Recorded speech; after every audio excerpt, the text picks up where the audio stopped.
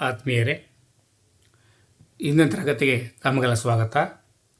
ರಾಜ್ಯಶಾಸ್ತ್ರ ದ್ವಿತೀಯ PUC ವಿದ್ಯಾರ್ಥಿಗಳಿಗಾಗಿ ಭಾರತದಲ್ಲಿ ಚುನಾವಣಾ ಸುಧಾರಣೆಗಾಗಿ ಸೂಚಿಸಿರುವ ಅಂಶಗಳನ್ನು ವಿವರಿಸಿ. ವಿಶ್ವದಲ್ಲಿ ಅತಿ ದೊಡ್ಡ ಪ್ರಜಾಪ್ರಭುತ್ವ ದೇಶ ಭಾರತದಲ್ಲಿ ಚುನಾವಣಾ ಸುಧಾರಣೆಗಾಗಿ ಸೂಚಿಸಿರುವ ಅಂಶಗಳು ಈ ಕೆಳಗಿನಂತಿವೆ. 1. ವಿದ್ಯುನ್ಮಾನ ಮತಯಂತ್ರ EVM. ಮತ ಚಲಾಯಿಸಲು ಇರುವ ವಿದ್ಯುತ್ ಚಾಲಿತ ಯಂತ್ರವೇ EVM. ಮತ ಚಲಾಯಿಸುವುದು ಸುಲಭ. ಇಲ್ಲಿ ಕುಲಗೆಟ್ಟ ಮತ ಇರುವುದಿಲ್ಲ. 1 ಸೆಕೆಂಡಿನಲ್ಲಿ ಮತ ಹಾಕಬಹುದಾಗಿರುವುದರಿಂದ ಮತದಾನ ಬೇಗ ನಡೆಯುತ್ತದೆ. ಅನಕ್ಷರಸ್ಥರಿಗೆ ಮತ ಚಲಾಯಿಸಲು ಅನುಕೂಲಕರವಾಗುತ್ತದೆ. ಸಮಯ ಉಳಿತಾಯವಾಗುತ್ತದೆ. ಮತ ಎಣಿಕೆ ಸುಲಭ. ಮತಪತ್ರ ಸೀಲ್ ಬಳಕೆ ಇಲ್ಲದಿರುವುದರಿಂದ ಪೇಪರ್ ಹಾಗೂ ಇಂಕ್ ಉಳಿತಾಯವಾಗುತ್ತದೆ. ಪರಿಸರ ನಾಶ ತಪ್ಪುತ್ತದೆ. ಶೀಘ್ರವಾಗಿ ಫಲಿತಾಂಶ ಘೋಷಿಸಬಹುದು. ಮತದಾರರ ಗುರುತಿನ ಚೀಟಿ ಅಥವಾ ಮತದಾರರ ಭಾವಚಿತ್ರ ಇರುವ ಗುರುತಿನ ಚೀಟಿ ಎಪಿಕ್ ಅಂತ ಹೇಳ್ತೇವೆ. ಮತದಾರರಿಗೆ ನೀಡುವ ಗುರುತಿನ ಚೀಟಿಯೇ ಮತದಾರರ ಗುರುತಿನ ಚೀಟಿ.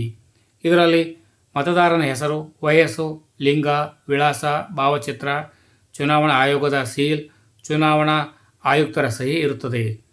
ಬೋಗಸ್ ಅಥವಾ ನಕಲಿ ಮತಗಳನ್ನು ತಡೆಯಬಹುದು. ಸಿಮ್, ವೀಸಾ, ಪಾಸ್ಪೋರ್ಟ್ ಪಡೆಯಲು, ಬ್ಯಾಂಕ್ನಿಂದ ಸಾಲ ಪಡೆಯಲು, ಬ್ಯಾಂಕ್ನಲ್ಲಿ ಖಾತೆ ತೆರೆಯಲು ಅಗತ್ಯ. ಸರ್ಕಾರದ ಯೋಜನೆಗಳಿಂದ ಸಿಗುವ ಲಾಭ ಪಡೆಯಲು ಅಗತ್ಯ. ಚುನಾವಣೆಗೆ ಸ್ಪರ್ಧಿಸುವ ಅಭ್ಯರ್ಥಿಗಳ ಕಡ್ಡಾಯವಾಗಿ ಘೋಷಿಸಬೇಕಾದ 3 ವಿವರಗಳು. ಅಪರಾಧದ ವಿವರ. ರಾಜಕೀಯದಲ್ಲಿ ಅಪರಾಧಿಗಳ ಪ್ರವೇಶವನ್ನು ತಡೆಯಲು ಅಭ್ಯರ್ಥಿಗಳು ತಮ್ಮ ಅಪರಾಧ ವಿವರಗಳನ್ನು ನೀಡಬೇಕು. ಕಾನೂನನ್ನು ರಚಿಸಲು ಜನಪ್ರತಿನಿಧಿಗಳು ಉತ್ತಮ ನಡವಳಿಕೆಯನ್ನು ಹೊಂದಿರಬೇಕು. ಜೈಲು ಶಿಕ್ಷೆಯನ್ನು ಅನುಭವಿಸಿದವರು ತಾವು ಬಿಡುಗಡೆಯಾದ ದಿನಾಂಕದಿಂದ 6 ವರ್ಷಗಳವರೆಗೆ ಚುನಾವಣೆಗೆ ನಿಲ್ಲುವಂತಿಲ್ಲ. ಅಭ್ಯರ್ಥಿಗಳ ಅಪರಾಧದ ವಿವರಗಳನ್ನು ಪತ್ರಿಕೆಗಳಲ್ಲಿ ಪ್ರಕಟಿಸಲಾಗುತ್ತದೆ. ಶೈಕ್ಷಣಿಕ ವಿವರ.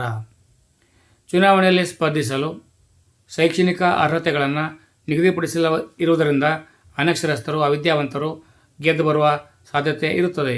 ಅಭ್ಯರ್ಥಿಗಳ ಶೈಕ್ಷಣಿಕ ವಿವರ ಬಹಿರಂಗವಾದರೆ ಪ್ರಜೆಗಳು ವಿದ್ಯಾವಂತರನ್ನು ಆಯ್ಕೆ ಮಾಡಲು ಅನುಕೂಲಕರವಾಗುತ್ತದೆ.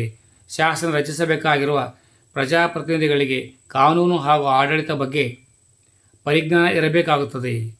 ಆಸ್ತಿಯ ವಿವರ. ಚುನಾವಣೆಗೆ ನಿಲ್ಲುವಾಗ ಕೆಲವು ಅಭ್ಯರ್ಥಿಗಳ ಬಳಿ ಹಣವೇ ಇರುವುದಿಲ್ಲ. ಆದರೆ ಚುನಾವಣೆಯಲ್ಲಿ ಗೆದ್ದು ಬಂದ ನಂತರ 1 ವರ್ಷದಲ್ಲಿ ಅವರು ಶ್ರೀಮಂತರಾಗಿ ಬಿಡುತ್ತಾರೆ. ಅಭ್ಯರ್ಥಿಗಳ ಪ್ರಾಮಾಣಿಕತೆ ಜನರಿಗೆ ತಿಳಿಯಲಿ ಎಂದ ಉದ್ದೇಶದಿಂದ ಅಭ್ಯರ್ಥಿಗಳು ತಮ್ಮ ಹಾಗೂ ತಮ್ಮ ಕುಟುಂಬದ ಆಸ್ತಿ ವಿವರವನ್ನು ಸಲ್ಲಿಸಬೇಕು. ಚುನಾವಣಾ ವೆಚ್ಚಕ್ಕೆ ರಾಜ್ಯ ನಿಧಿ ಅಥವಾ ಇಂದ್ರಜಿತ್ ಗುಪ್ತ ಸಮಿತಿಯ ಶಿಫಾರಸುಗಳು ಏನಿದಾವೆ ಅಂತ ಹೇಳಿದರೆ, ಒಬ್ಬ ಅಭ್ಯರ್ಥಿ ಎಷ್ಟೇ ದಕ್ಷ ಹಾಗೂ ವಿದ್ಯಾವಂತನಾಗಿದ್ದರೂ ಹಣ ಇಲ್ಲದಿದ್ದರೂ ಚುನಾವಣೆಯಲ್ಲಿ ಸ್ಪರ್ಧಿಸಲು ಸಾಧ್ಯವಾಗುವುದಿಲ್ಲ. ಇಂಥವರ ಸೇವೆ ದೇಶಕ್ಕೆ ಅಗತ್ಯ ಇರುವುದರಿಂದ ರಾಜ್ಯವೇ ಚುನಾವಣಾ ವೆಚ್ಚವನ್ನು ಭರಿಸುವ ಸುಧಾರಣೆಯನ್ನು ಇಂದ್ರಜಿತ್ ಗುಪ್ತ ಸಮಿತಿ ಶಿಫಾರಸು ಮಾಡಿದೆ. ನೋಂದಾಯಿತ ರಾಜಕೀಯ ಪಕ್ಷಗಳಿಗೆ ರಾಜ್ಯವೇ ಆರ್ಥಿಕ ಸಹಾಯ ನೀಡುತ್ತದೆ. ಚುನಾವಣೆ ವೆಚ್ಚದ ಅರ್ಧ ಭಾಗವನ್ನು ಕೇಂದ್ರ ಸರ್ಕಾರ, ಉಳಿದ ಅರ್ಧ ಭಾಗವನ್ನು ರಾಜ್ಯ ಸರ್ಕಾರಗಳು ಭರಿಸಬೇಕು. ಸರ್ಕಾರದ ವಶದಲ್ಲಿರುವ ಆಕಾಶವಾಣಿ, ದೂರದರ್ಶನದಲ್ಲಿ ಚುನಾವಣಾ ಪ್ರಚಾರಕ್ಕೆ ಸಮಯ ನಿಗದಿಪಡಿಸುವುದು. ಕರಪತ್ರ, ಬ್ಯಾನರ್, ಪೋಸ್ಟರ್, ಫ್ಲೆಕ್ಸ್, ವಾಹನ, ಕಚೇರಿ, ಮೈಕ್, ದೂರವಾಣಿ ಮುಂತಾದವುಗಳನ್ನು ಎಷ್ಟು ಪ್ರಮಾಣದಲ್ಲಿ ಬಳಸಬೇಕೆಂಬುದರ ಬಗ್ಗೆ ರಾಜ್ಯ ನಿರ್ಬಂಧ ಹಾಕುತ್ತದೆ. ಚುನಾವಣೆ ಮುಗಿದ 1 ತಿಂಗಳ ಒಳಗೆ ರಾಜಕೀಯ ಪಕ್ಷಗಳು ವೆಚ್ಚದ ವಿವರಗಳನ್ನು ಚುನಾವಣಾ ಆಯೋಗಕ್ಕೆ ನೀಡಬೇಕಾಗುತ್ತದೆ. ನಾನು ನಿಮಗಿಲ್ಲಿ ಸುಮಾರು 4-5 ಪ್ರಶ್ನೆಗಳಿಗೆ ಉತ್ತರಗಳನ್ನು ಈಗಾಗಲೇ ಹೇಳಿಬಿಟ್ಟಿದ್ದೇನೆ. ವಿದ್ಯುನ್ಮಾನ ಮತಯಂತ್ರದಿಂದ ಆಗುವ ಪ್ರಯೋಜನಗಳನ್ನು ವಿವರಿಸಿ. ಮತದಾರರ ಗುರುತಿನ ಚೀಟಿಯಿಂದ ಆಗುವ ಅನುಕೂಲಗಳನ್ನು ವಿವರಿಸಿ. ಚುನಾವಣಾ ಸಂದರ್ಭದಲ್ಲಿ ಅಭ್ಯರ್ಥಿಗಳ ಹಿನ್ನೆಲೆಯ ಕಡ್ಡಾಯ ಘೋಷಣೆಯಲ್ಲಿ ಯಾವ ಮಾಹಿತಿಯನ್ನು ನೀಡಬೇಕು ವಿವರಿಸಿ.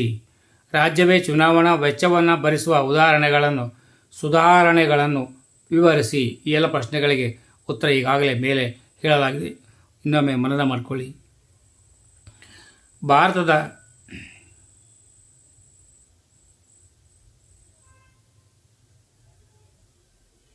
ಪಕ್ಷ ಪದ್ಧತಿಯ ಸ್ವರೂಪದ ಬಗ್ಗೆ ಮುಂದಿನ ವಿಡಿಯೋದಲ್ಲಿ ತರಲಿಕ್ಕೆ ಇಷ್ಟಪಡ್ತೇನೆ. ಜೈ ಹಿಂದ್, ಜೈ ಭಾರತ್ ಮಾತೆ, ಜೈ ಕರ್ನಾಟಕ. ಸರ್ವೇ ಜನೋ ಸುಖಿನೋ ಭವಂತು. ಎಲ್ಲರಿಗೂ ಶುಭವಾಗಲಿ.